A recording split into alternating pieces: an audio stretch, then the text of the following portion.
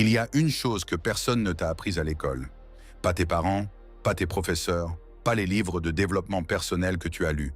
Une chose pourtant fondamentale, qui sépare ceux qui construisent vraiment de ceux qui en parlent. Cette chose, c'est le silence. Pas le silence de la timidité, pas le silence de celui qui n'a rien à dire, le silence de celui qui a compris que la parole est une ressource, et que, comme toutes les ressources, elle se dilapide ou elle se capitalise. Machiavel l'avait théorisé avec une précision chirurgicale. Et si tu regardes les hommes qui ont réellement bâti quelque chose de durable, une entreprise, une réputation, une influence, tu remarques qu'ils partagent tous cette même particularité. Ils parlent moins que tu ne le crois. Et ils parlent beaucoup moins qu'ils n'auraient pu le faire. Dans les prochaines minutes, tu vas comprendre pourquoi. Et une fois que tu auras saisi ce mécanisme, tu ne pourras plus jamais ouvrir la bouche de la même façon. L'instinct de partager commence par être honnête avec toi-même. Quand tu travailles sur quelque chose qui t'enthousiasme, un projet, une idée, une décision que tu viens de prendre, qu'est-ce que tu ressens d'abord? Avant même d'avoir fait quoi que ce soit de concret, il y a cette impulsion, cette envie presque physique de dire à quelqu'un « Écoute, j'ai une idée ». C'est humain, profondément humain.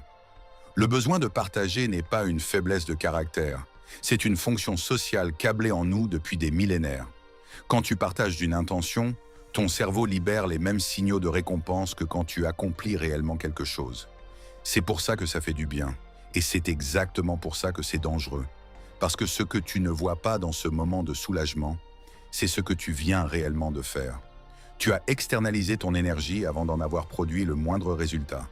Tu as partagé une direction avant qu'elle ne soit tracée, et tu as, sans t'en rendre compte, ouvert quelque chose que tu ne pourras pas refermer aussi facilement que tu le penses. Ce que la parole révèle Machiavel revenait sans cesse sur une idée que ses contemporains refusaient d'entendre. L'accès est une ressource, et peut-être la plus précieuse dans tout rapport d'influence. Celui qui contrôle ce qu'on sait de lui, ce qu'on pressent de ses intentions, de ses doutes, de sa direction, celui-là conserve une forme de pouvoir que personne ne peut lui retirer de l'extérieur. Mais quand tu parles, tu ne donnes pas seulement une information. Tu donnes quelque chose de beaucoup plus précieux, de la lisibilité. Réfléchis à la dernière fois que tu as partagé un vrai doute à voix haute. Un projet encore fragile, une décision que tu n'avais pas encore complètement arrêtée. Sur le moment, tu cherchais peut-être un avis, un soutien, un regard extérieur. Ce que tu ne voyais pas, c'est que cette information, même entre des mains bien intentionnées, devient un levier. Pas forcément utilisé avec malveillance, mais utilisé. Ce doute que tu as exprimé, il ressurgit plus tard, dans une remarque anodine. Dans un « tu es sûr de toi », posé au mauvais moment.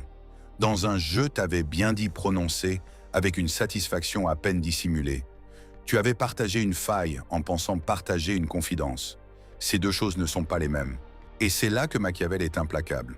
Il ne reproche rien à ces gens. Il dit simplement que la mécanique des rapports humains ne requiert pas de mauvaises intentions. Elle ne requiert que de l'information et du temps. Plus tu es lisible, plus tu es prévisible. Plus tu es prévisible, plus tu peux être influencé, retenu, orienté. Parfois par des gens qui te veulent sincèrement du bien, mais qui ont inconsciemment intérêt à ce que tu restes là où tu es. Le paradoxe de la parole. Il y a un phénomène psychologique que les chercheurs ont mis des années à documenter, mais que les hommes d'action avaient compris bien avant eux. Parler d'un projet, c'est déjà le trahir. Non pas parce que les autres vont s'en emparer, mais parce que toi, tu vas ressentir quelque chose comme une progression sans avoir avancé d'un seul pas. Ton cerveau enregistre la déclaration comme une étape franchie. L'enthousiasme qui aurait dû être du carburant pour l'action devient le carburant de la conversation. Et quand vient le moment de passer réellement à l'acte, tu pars avec une réserve d'énergie déjà entamée. C'est le paradoxe de la parole. Plus tu en dis sur ce que tu vas faire, moins tu as de raisons internes de le faire. La narration remplace l'action, et progressivement, sans que tu t'en aperçoives vraiment, tu deviens quelqu'un qui parle de ce qu'il va construire plutôt que quelqu'un qui construit. Tu connais ces personnes. Peut-être que parfois tu l'es toi-même, ceux qui ont toujours un projet en cours à annoncer, toujours une idée brillante à exposer, toujours une prochaine étape à décrire, et dont les projets, mystérieusement, ne semblent jamais vraiment avancer. Ce n'est pas de la paresse. C'est de la déperdition d'énergie à l'état pur. Machiavel ne l'aurait pas formulé ainsi, mais il en avait la conscience exacte. Dans Le Prince, il écrit que « celui dont les plans sont connus avant d'être exécutés perd l'essentiel de son avantage avant même d'agir ». Ce n'est pas une métaphore politique, c'est une loi du comportement humain. Le silence comme signal. Maintenant, retourne ce mécanisme. Si la parole te rend prévisible, lisible, influençable, alors le silence fait exactement le contraire. Et pas seulement de façon défensive. Le silence est un signal actif. Il émet quelque chose que les longues justifications ne peuvent pas émettre. Pense à quelqu'un que tu connais qui parle peu. Pas quelqu'un de froid ou d'hermétique. Quelqu'un qui, quand il parle, tu as l'impression que chaque mot a été sélectionné. Quelqu'un dont les décisions semblent venir d'un endroit que tu ne peux pas tout à fait atteindre. Qu'est-ce que tu ressens en face de cette personne? Une forme de respect, peut-être même une légère déstabilisation, parce que tu ne sais pas ce qu'elle pense vraiment. Et cette opacité, même partielle, génère une forme d'autorité que tu ne peux pas lui arracher. C'est précisément ça que Machiavel appelait la maîtrise de l'accès.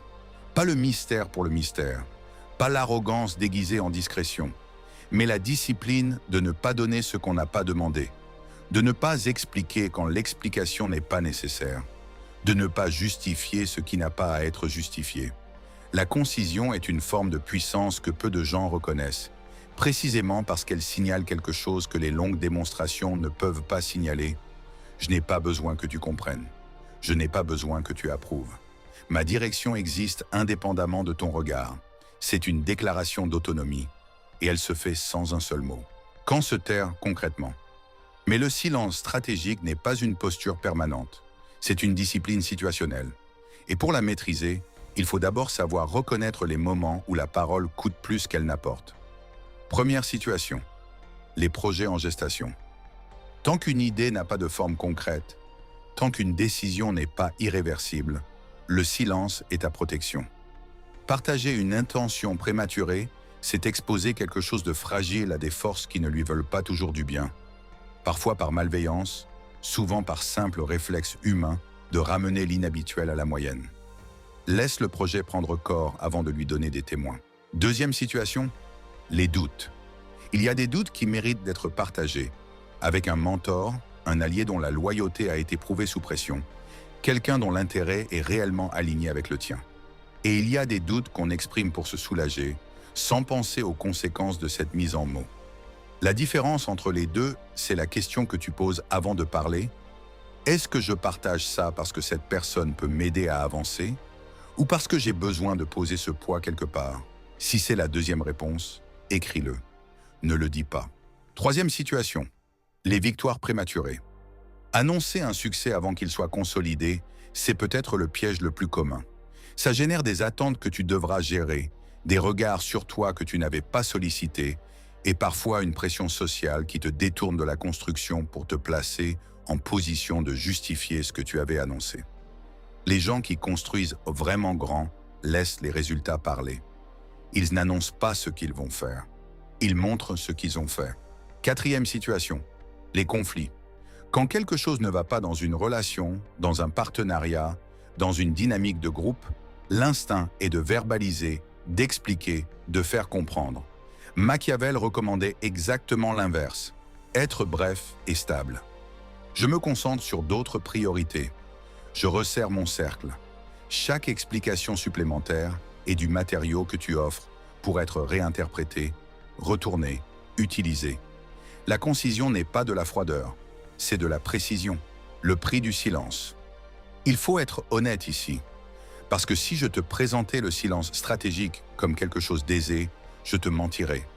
Il y a un inconfort réel à ne pas partager, un sentiment d'isolement qui vient au début, quand tu commences à retenir ce que tu aurais autrefois dit, quand tu t'assois à une table et que tu choisis de ne pas mettre tes projets au centre de la conversation, quand tu prends une décision importante et que tu ne cherches pas de validation extérieure.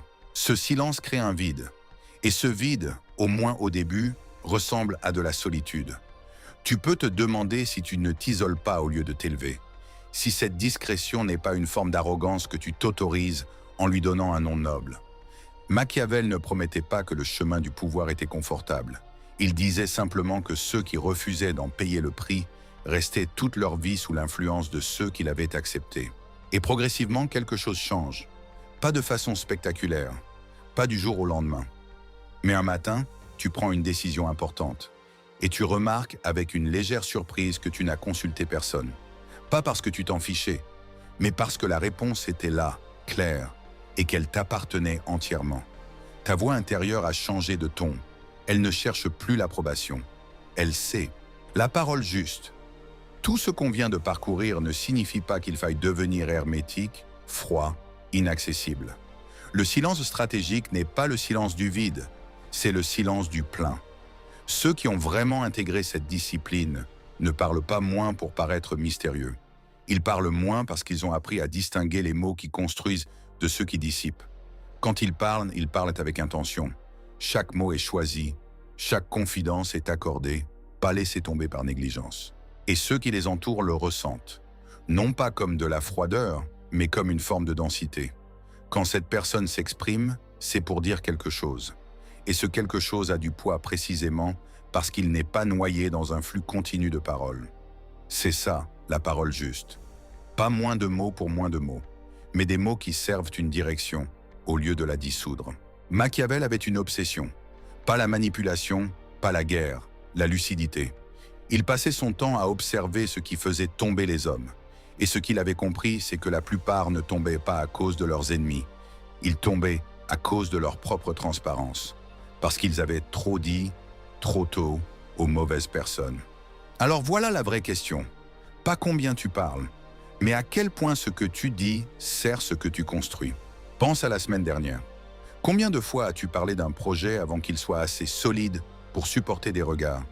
Combien de fois as-tu exprimé un doute par réflexe plutôt que par nécessité? Combien de décisions as-tu annoncées avant de les avoir exécutées? Et maintenant, retourne la question. Quelle décision, prise en silence, a changé quelque chose de réel dans ta vie? Écris ta réponse en commentaire. Je lis tout. Alors si tu es arrivé jusqu'ici, tu n'es plus le même homme qu'au début de cette vidéo. Tu ne parles plus pour remplir le vide. Tu parles pour peser. Tu ne réponds plus par réflexe. Tu choisis quand et si. Tu ne cherches plus à te faire entendre. Tu te fais ressentir. Tu ne te défends plus. Tu laisses le silence faire le travail. Tu n'es plus celui qu'on interrompt, qu'on ignore, qu'on teste. Tu es celui dont on attend les mots. Parce que tes mots, désormais, ont un poids. Si ce que tu viens d'entendre résonne en toi, si tu sens que quelque chose vient de bouger, alors fais une chose maintenant. Écris en commentaire. Je parle moins, je pèse plus.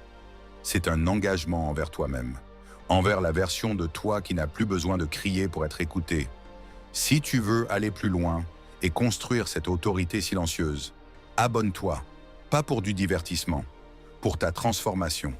La prochaine vidéo sera encore plus profonde. On se retrouve dans quelques jours.